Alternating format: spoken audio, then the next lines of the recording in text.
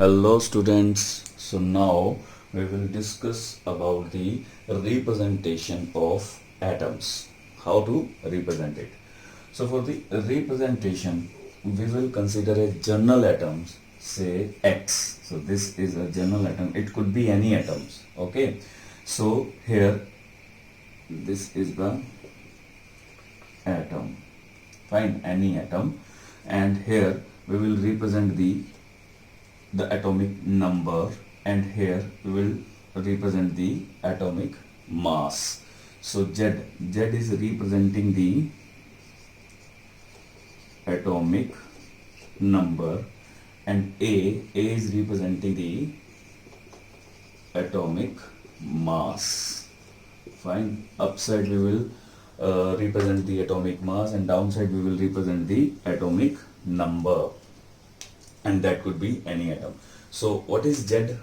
Z is what? Z is the atomic number, which is represent the number of protons, as we have already discussed. So Z is nothing but this is the number of proton. What is A? A is the sum of, that is sum of number of protons and number of neutrons. Fine. If we represent the number of protons by P and number of neutrons by N, so that will be P plus N. A क्या हो जाएगा हमारे पास? P plus N हो जाएगा. ठीक है. Z, what is Z? Z will be equal to number of proton if P will be the considered as the number of protons. So let's take one example of it. इसका एक example लेते हैं और उसको check करते हैं. ठीक है.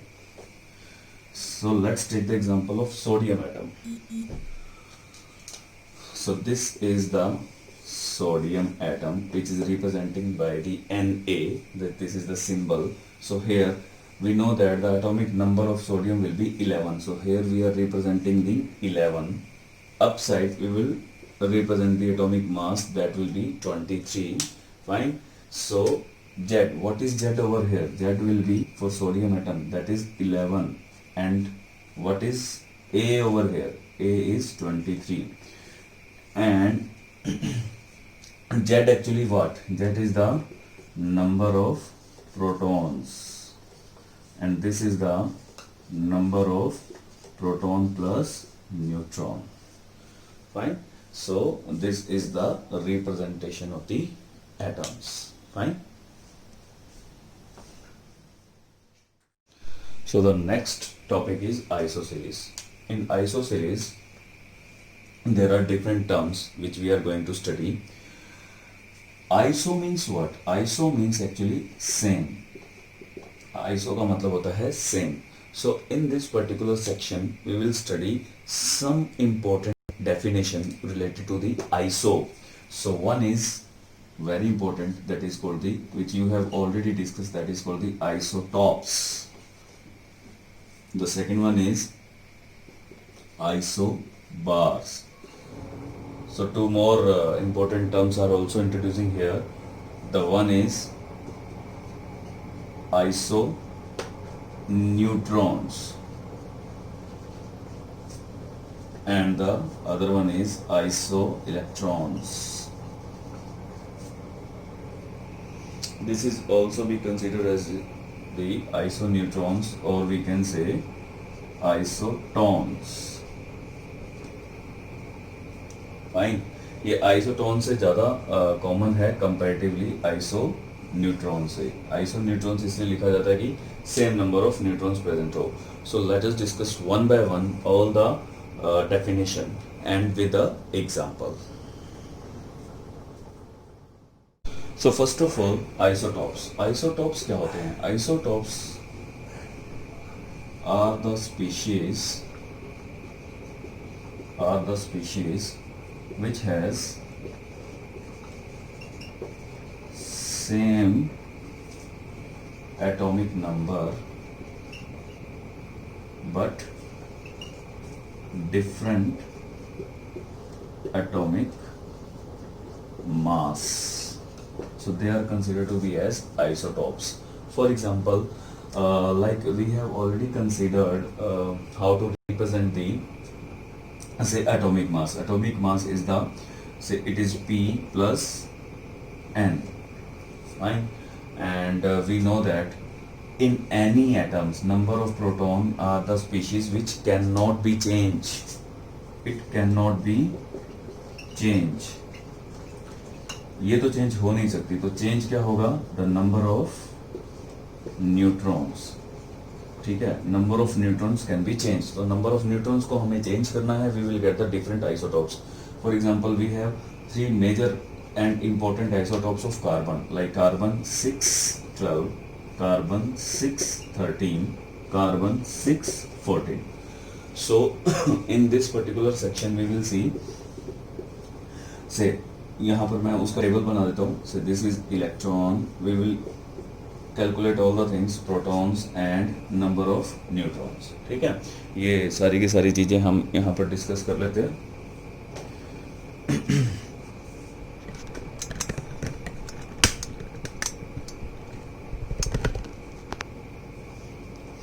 This is the number of neutrons, fine. So we know that number of proton will be 6, क्योंकि इनका एटॉमिक नंबर सबका क्या है? 6 है. सो 6, 6 एंड 6 तीनों में नंबर ऑफ प्रोटॉन सेम होंगे. नंबर ऑफ प्रोटॉन्स का सेम होना मीन्स सेम एटॉमिक नंबर, तो सबका एटॉमिक नंबर क्या है? सेम है. So that is equal to Z. Z means atomic number सबका सेम है. क्या कोई चार्ज है ऊपर? नहीं है, तो नंबर ऑफ इलेक्ट्रॉन्स भी सेम होंगे. हालांकि इसकी हमें जरूरत नहीं है, बट फिर भी टाइमिंग के लिए हमने उसको निकाल दिया. Next is neutrons. न्यूट्रॉन्स को निकालने के लिए सबसे बेहतरीन तरीका क्या है? ऊपर वाले को नीचे से माइनस कर दीजिए, ठीक है, सिंपल वे में, ठीक है. Because number of neutron that is 12 minus 6, number of neutron that is 12 minus 13 minus 6 that is 14 minus 6, so that is 6. so number of neutrons and protons are same, that will be 7 and that will be 8. so see masses निकालना है हमको. Masses निकालने के लिए हमें दोनों को add करना पड़ेगा. So we are talking about a, ये कितना हो गया? 12. We are talking about a, ये कितना हो गया? 13. We are talking about a, that will be 14. ठीक है, तो यही तो निकाला था 12, 13 and 14. So that is 12, 13 and 14. So the species which has same atomic number इनका सेम है and atomic mass is different. So these are considered to be as isotopes. जो हमारी मॉडर्न पीरियोडिक टेबल है, मॉडर्न पीरियोडिक टेबल की beauty ही यही है कि उसने आइसोटॉप्स को भी यहाँ पर जगह दी हुई है. सो आइसोबार्स क्या हो जाएंगे? Isobars is just reverse of the isotopes. The species having same, वहां क्या था? सेम एटॉमिक नंबर सेम था. यहां पर क्या हो जाएगा? Same atomic mass but different atomic number. यहां पर नंबर डिफरेंट होगा और एटॉमिक मास सेम होगा. ठीक है, सो इस चीज को ध्यान रखना है. Let's take an example of it. So the example, let's take the example. So we have example of calcium and even scandium and even potassium.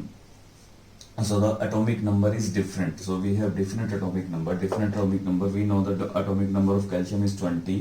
It has 21 and it has 19. But the atomic mass will be same. So the mass will be 40 and here is also 40 and here is also 40. So all have the same atomic mass.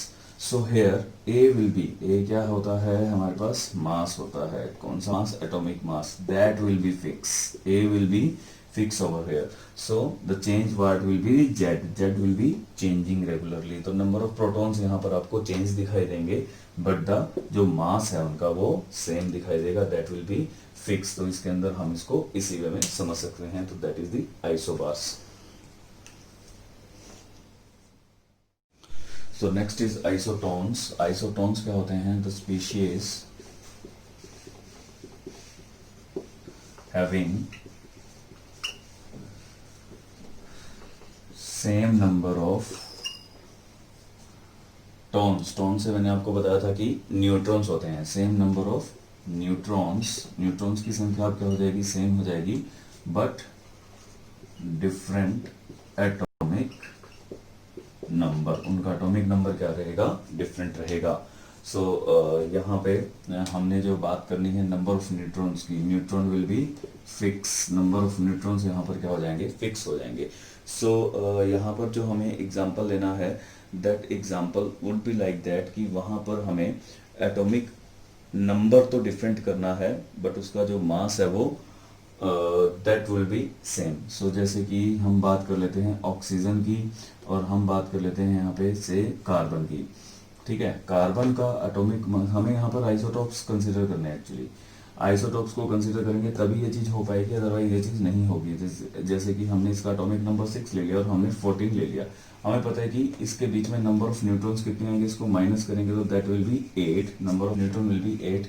हमें पता है यहाँ पर इसका atomic mass कितना है, atomic number कितना है, 8 है, और एटॉमिक मास कितना है, 16 है। तो जब इसको माइनस करेंगे तो ये भी कितना आएगा, 8। सो ये माइनस करने से ही हमें नंबर ऑफ न्यूट्रॉन्स मिलते हैं। सो हमें इन चीजों का जो डिफरेंस है दैट विल बी कंसीडर, ये सेम होना चाहिए। सो यही क्या होगा, नंबर ऑफ न्यूट्रॉन्स होंगे। ठीक है, so these are the number of neutrons. So simple है, आइसोटॉन्स पूछा जाता है काफी बार, ध्यान रखिएगा। So next is isoelectrons. We know that iso same number of electrons होने चाहिए।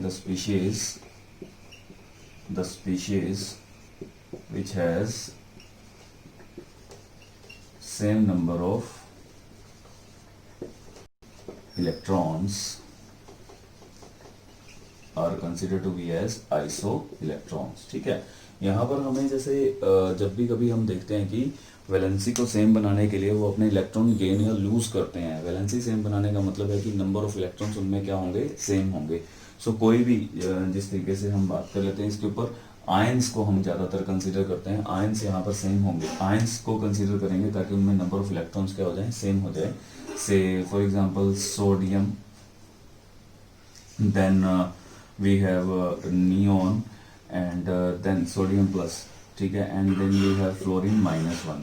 सो यदि आप इन तीनों में देखें तो यहाँ पर सोडियम है, number of electron will be 10, neon के अंदर भी number of electron will be 10, and fluorine के अंदर भी number of electron will be 10।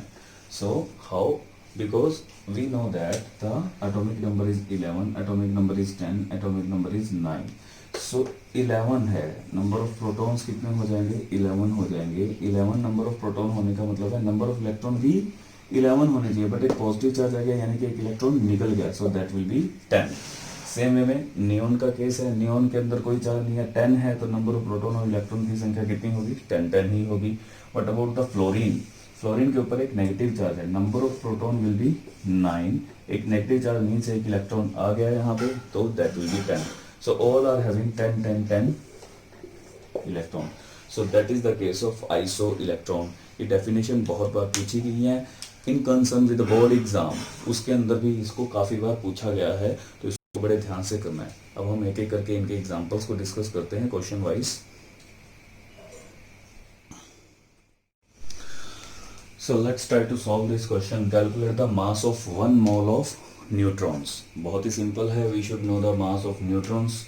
Neutrons का मास कितना होता है, 1.675 into 10 raise to the power -27 kilogram, and this is the mass of neutron, and what is the 1 mole equal to, that is 6.023 into 10 raised to power 23। so हमें इसका मास बताना है। So mass of the 1 मोल कितना हो जाएगा, 1.675 into 10 power -27 and multiply by 6.023 into 10 power 23। so solve it, you will find 1.008 into 10 power -3 kilogram. ये याद रखना है आपको, क्योंकि ये वैल्यू का हम आगे डायरेक्ट इस्तेमाल करेंगे।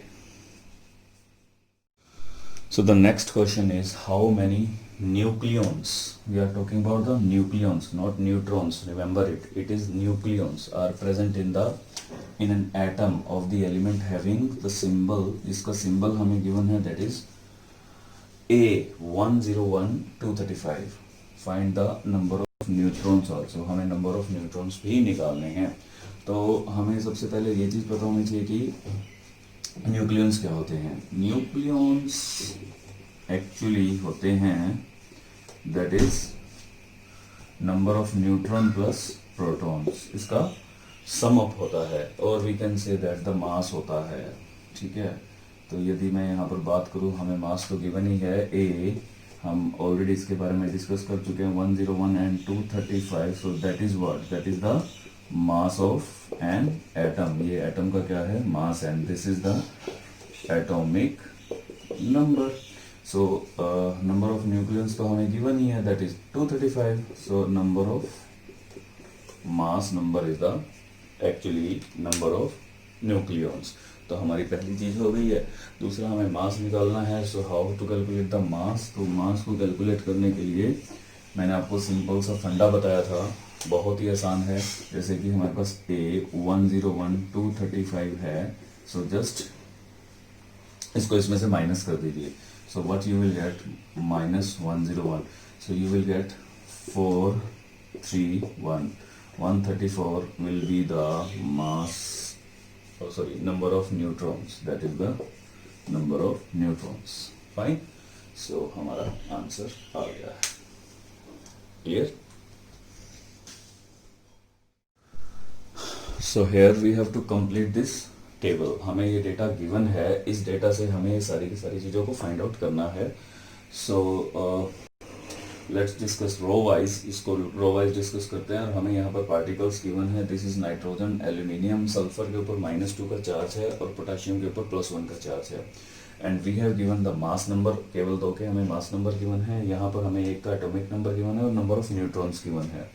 ओके, सो हमें यहाँ पर सारी की सारी टेबल को कंप्लीट करना है। यहाँ पर हमें प्रोटॉन्स गिवन है सल्फर के, और कुछ भी नहीं गिवन है, और यहाँ पर पोटेशियम के न्यूट्रॉन्स और इलेक्ट्रॉन्स गिवन है और कुछ भी नहीं गिवन है। तो हमें सारी की सारी चीज़ों को फिल करना है।